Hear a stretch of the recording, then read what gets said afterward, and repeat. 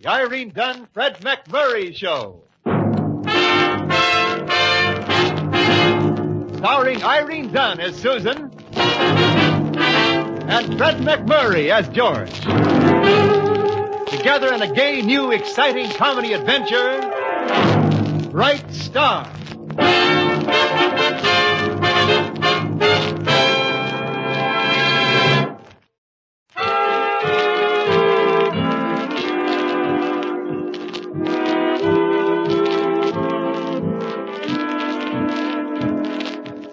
The Irene Dunn, Fred McMurray Show, with our stars Irene Dunn playing the role of Susan Armstrong, owner and editor of the Hillsdale Morning Star, and Fred McMurray as George Harvey, her ace reporter.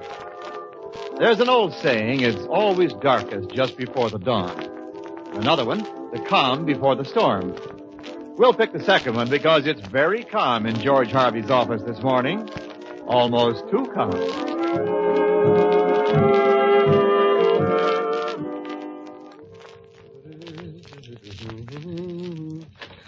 Good morning. Hi, Sammy, my lad.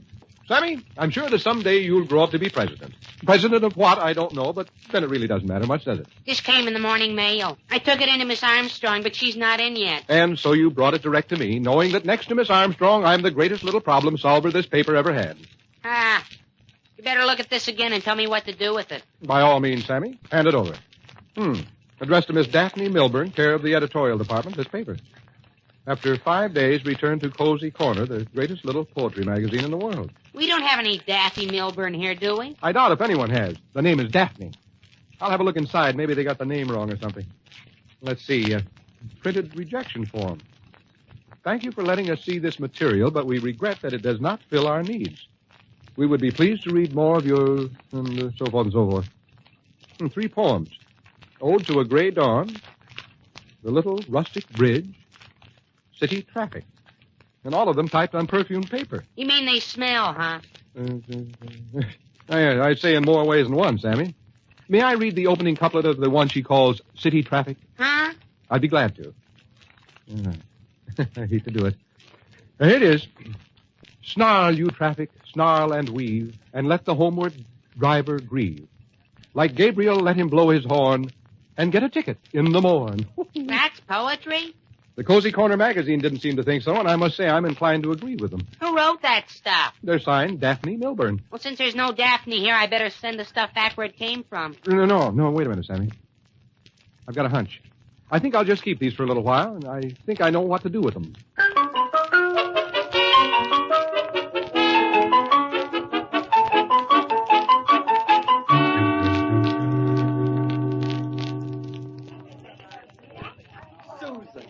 Susan, is it really you? How utterly delightful. Why, Rudolph, where did you come from? Oh, just sauntering about the store. And who knows, I may have been following you. After all, am I not your Columbus, having discovered your great talent? Tell me, have you finished your masterpieces? I've already submitted them, but I haven't heard anything. Excellent. Splendid. You will be published immediately. Do you really think so? Oh, it would make me so happy. I suppose everyone at one time or another would like to create. Oh. And to think that you were the one who lighted the spark. So long ago. The first night we met at the Gillums, 3 endless weeks ago. And what have I had a chance to do for you since you promised you would call? Well, I really meant to, but I've been so busy. Why don't we have lunch right now? Well, it isn't lunchtime. And besides, I must be getting back to the office. Oh, that newspaper. But then you own it and you have responsibilities. Yes, that's it. But you will call. You will give me a chance to do more for you. Much, much more, my sweet Susan. Yes, Rudolph, of course. I'll get in touch with you very soon. I'll not sleep a wink until you do. My night shall be a torment, Susan. Remember, we can make beautiful words together. Until then, my little honey bear. Yes, Rudolph. Until then.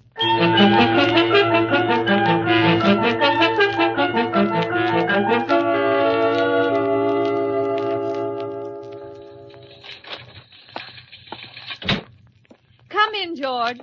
Sorry I was a little late this morning, but I had some shopping to do. Think nothing of it, boss. Nothing at all. The morning star is shining as brightly as ever. Everything is under control.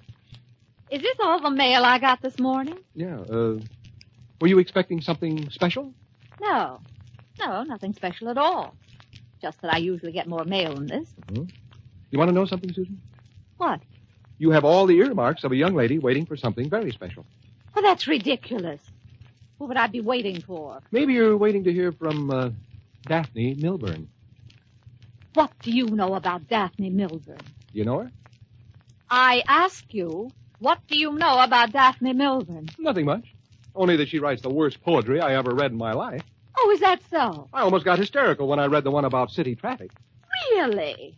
Well, it might interest you to know that Daphne Milburn is my nom de plume. That's what I was afraid of. This came in the morning mail. Sammy brought it to me. Naturally, I opened it to see what it was. Let me see that. You'll find the usual rejection slip. Oh, no. Oh, yes. Suppose they found my poems as funny as you did. I wouldn't know about that, but if you're shooting for a highbrow deal like the Cozy Corner, you're on the wrong track. Are you trying to tell me that you know the right track? That's the general idea. When you're aiming for a supposedly intellectual magazine like that, you just throw a lot of big words together and be sure they don't make sense. I suppose you're trying to soothe my ego. I certainly am not. If you're referring to those 3 horrible samples of drivel, your ego should be taken out and spanked. Why, you... What in the world's happened to you, Susan? I always figured you for a perfectly normal young woman with both feet on the ground, and then all at once you start making with a dopey posy. Let me tell you something. Rudolph Warren pronounced them superb. And what's more, he told me that I have the greatest natural gift for poetry that he's ever discovered. Aside from pulling your leg, what else does this Rudolph Warren do? He's a regular contributor to Cozy Corner, besides being recording secretary for the Posy Poetry and Pottery Club of Hillsdale. Well, where did you meet him? On a buttercup? And you needn't be so smug, George Harvey. Nothing of yours has ever been published in Cozy Corner. I could write for that anemic little rag with my eyes closed and my brain tied behind my back. Oh, is that so? Well, I'd like to see you try it. You would, huh? Okay, I'll do it. And maybe you'd like to make a little wager. Nothing would give me greater pleasure. If they accept my stuff, you take me out for a night on the town. If not, I take you. Is it a bet? Good. You trying to write poetry will be as hilarious as a bull in a china shop. Don't be too sure, Susan. I might turn out to be another Ferdinand. There's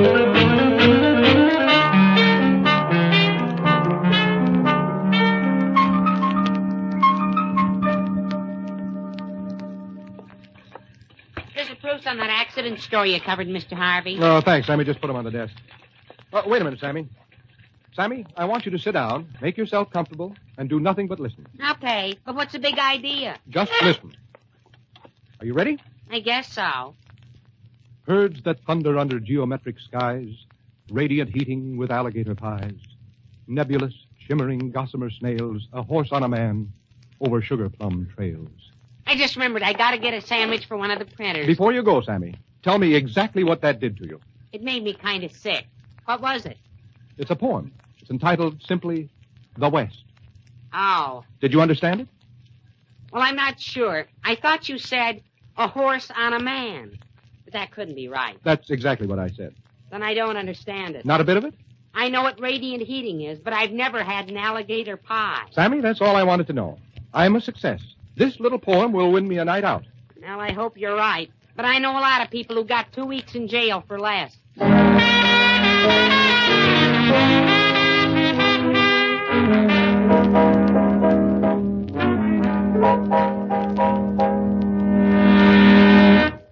Been a long time since George Harvey was around this place.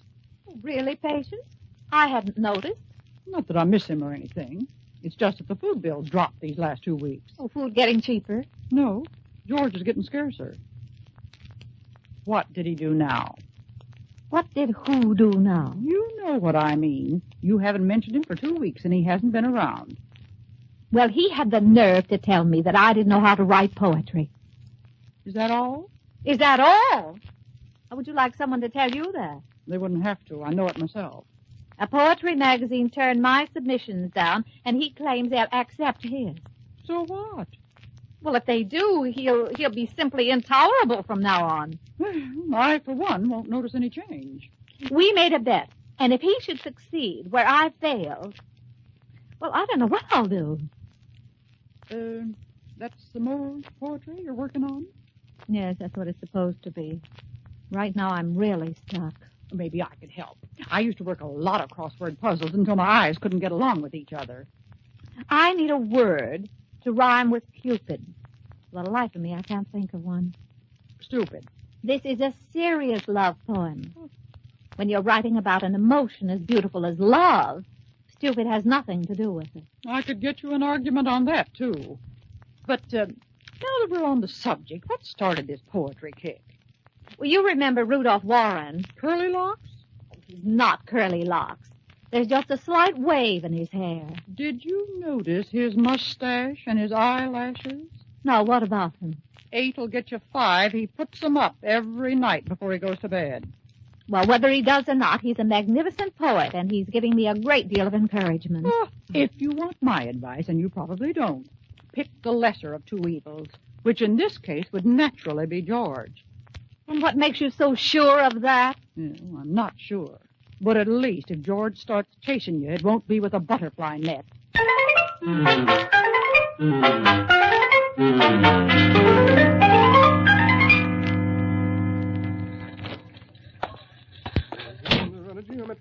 And just what makes you so revoltingly happy this morning, George? Take a look, boss. A great big, long look.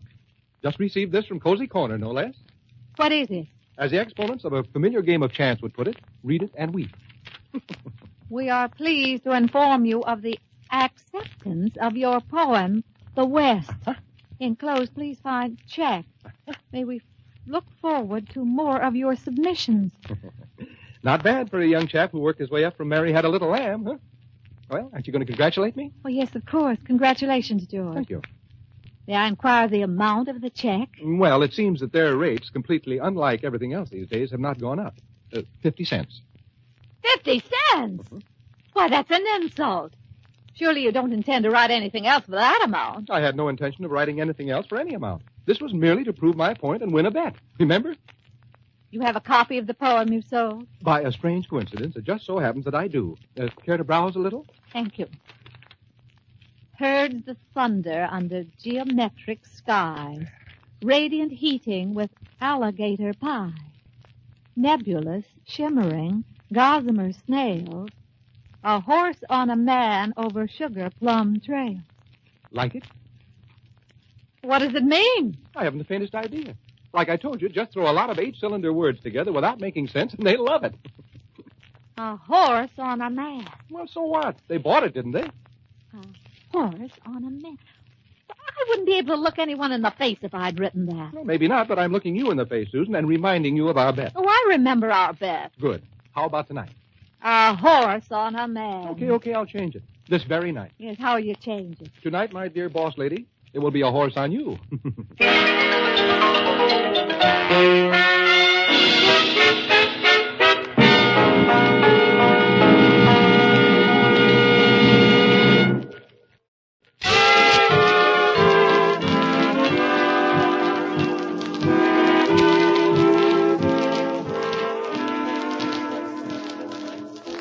Now back to our stars, Irene Dunn and Fred McMurray, in the second act of our story. Tonight, Susan is picking up the check at the Ming Room of the General Grant Hotel. It's a big check, too. George has seen to that. He's had everything from soup to nuts and halfway back. And now there's soft music and Susan.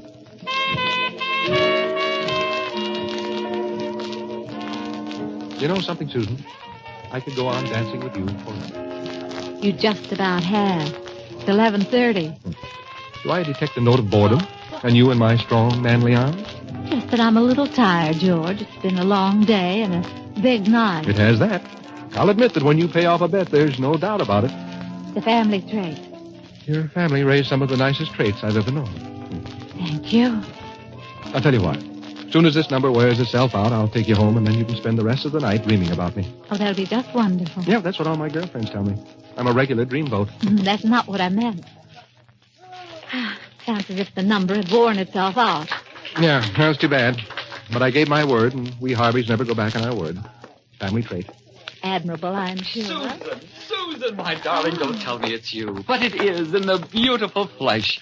Oh, you goddess, you. How are you, my sweet? Well, Rudolph, how delightful. What are you doing here? Oh, I come here quite often. Many's the time I've composed several quatrains while dancing. Oh, I feel that the arts are so allied, don't you? Oh, yes, of course.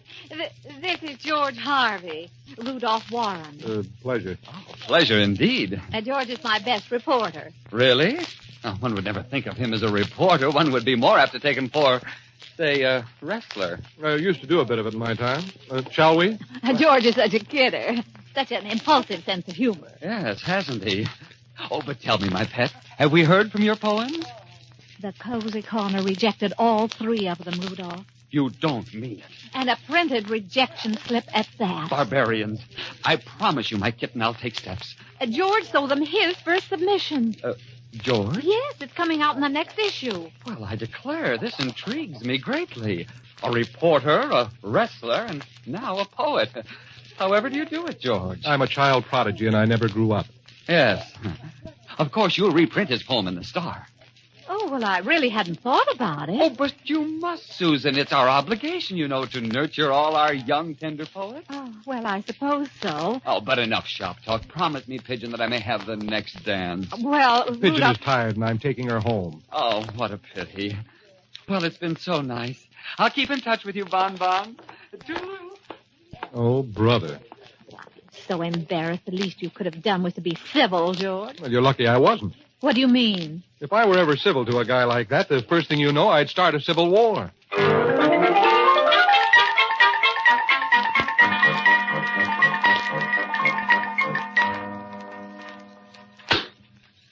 And you needn't be slamming those phone books around.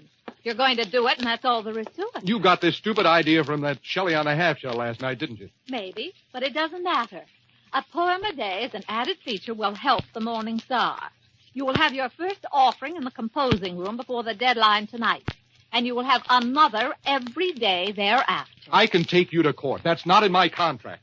Law says I don't have to do any work for nothing. What law? Well, I don't know, but I'll find it. It's around here somewhere. Well, just in case there is a law, you'll be paid for the poems at the prevailing rates. Yeah? How much? Well, you should know, Lord Byron. 50 cents a day.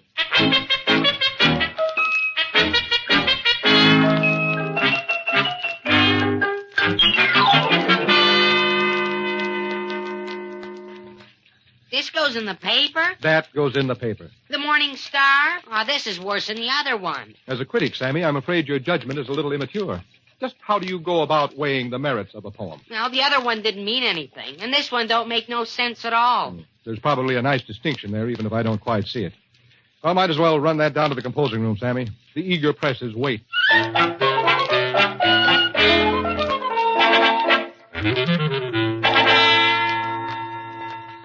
That does it, George Harvey. I've a mind to call my attorney. By noontime, he'd probably have you in jail for wrecking a paper I've spent the best years of my life trying to build. If you'll put your top back on and listen for a moment, you'll realize it was your idea. Just listen to this trash. A little bird, hi-ho, Sandusky, oh, hi-oh, rocks the trees, a shady dell. The little bird couldn't fly. He fell. Well, the world's lowest moron wouldn't write anything like that. Probably nobody even noticed it. Oh, they didn't. The switchboard already has 50 calls this morning wanting to know what we meant by that poem you called. Where's that thing? Oh, here it is. Entitled N-U-R. It's pronounced Ner. Might I be so bold as to ask what Ner is? Yes. Ner is the stuff that gathers in the cuff on a man's trousers. And that's what you named this, if you'll pardon the expression, poem? I wasn't trying to make sense. You know that. I did it out of spite, and I'm sorry. What do you want me to do, start bleeding? It's easy enough for you to sit there. Say you're sorry. Hello? Am I speaking to Miss Susan Armstrong, the editor of the Morning Star? This is Susan Armstrong. Well, I'm Harriet Bakewell. I'm president of the Posey Poetry and Pottery Club of Hillsdale. Oh, yes, Miss Bakewell. I suppose you've called about the poem in this morning's paper. Yes, nurse. Oh, blessed little Hillsdale. Oh, a new and gentle voice has risen amongst us. I'm not sure I understand you, Miss Bakewell. Are you trying to tell me you liked it? Oh, no. No, I adored and worshipped it. What a beautiful subconscious the author must have. Will you tell me who created it? George Harvey. George Harvey. Oh, is he a recluse? He's a reporter. Oh, simply delightful. We're having an inspiration hunt tomorrow. Al fresco. That's outdoors, you know.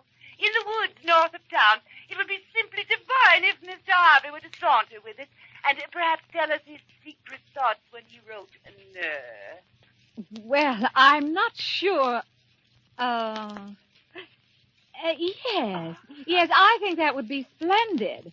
I'm sure Mr. Harvey would just love to join your group. Hey, what's going that on? will be delightful. Now, we'll all meet at the entrance to the North Woods around 2-ish.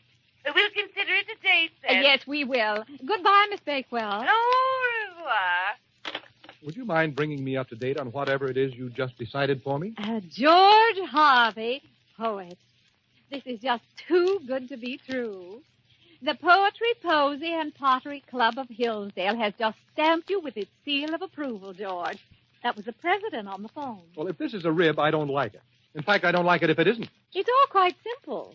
You've been discovered as the Bard of Hillsdale.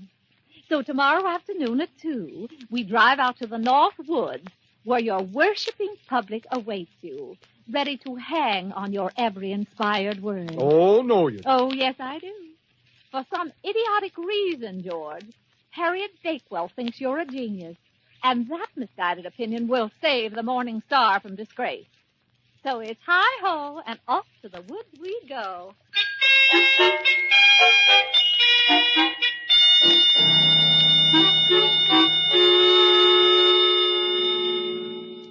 There they are, George, waiting for you. Yeah. Now get that sour look off your face. Smile like a poet. You know this is the same as blackmail, don't you? Oh, shush. Pull over there and stop.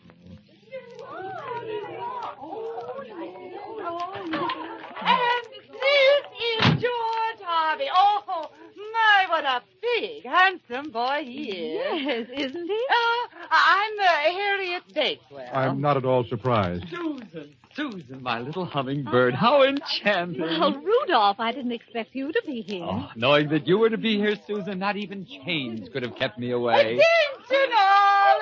Attention, quiet, please. We're a few minutes late as it is, so we'll all tramp to Lover's Rock. I've selected that idyllic site where we can sit at Mr. Harvey's feet and let his golden words flow over us while he explains the inner meanings of no. Susan, I could choke you. Mr. Campbell, fellow poets, the afternoon wears apace.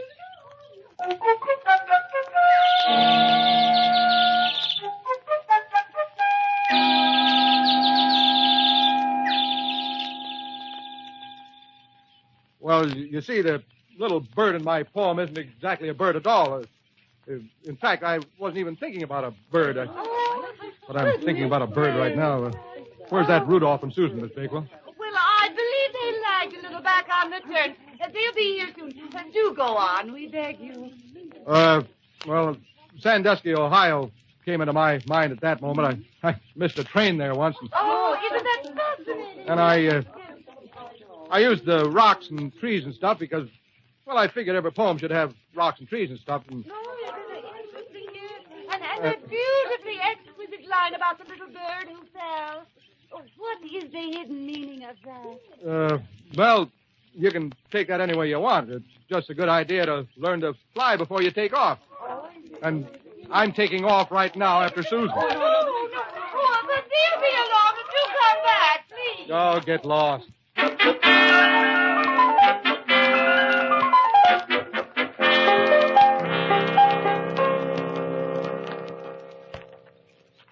Rudolph, now, please, dear. let me go. You're Diana, you're Aphrodite, you're Venus. Just one kiss, please, Now, from your honey stop lips. it, stop it, I tell you, I'll scream. And every denizen of the woods will answer your golden call. George! Just one, please. George, help me. You cry in vain, my delightful. That oaf is far away. That's where you're wrong, Rudolph. Meet the oak. Oh, George, thank heavens you're here. Just one more, Susan. He's still on his feet. There. George. The soft grass will probably do a lot for his subconscious now that I've taken care of his unconscious. Oh, horrors!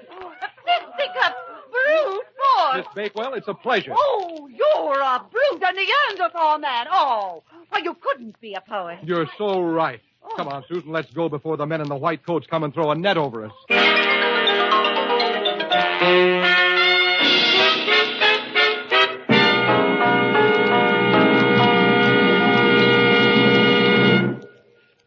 Our two stars, Irene Dunn and Fred McMurray, will be back with us in just a moment.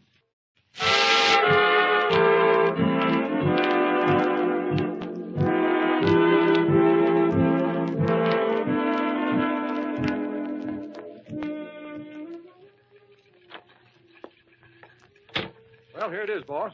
All ready to go for tomorrow's edition. What are you talking about? My poem. What else? I quote, "Poetry is a wonderful thing. This is the theme of the song that I sing. But never again will I pen me a verse, because most poems are bad and my stuff is worse." Oh, you know something, George. What? I'll buy that. My price has gone up. It's more than 50 cents. 50 cents and one special kiss. Poet Harvey, you have yourself a deal.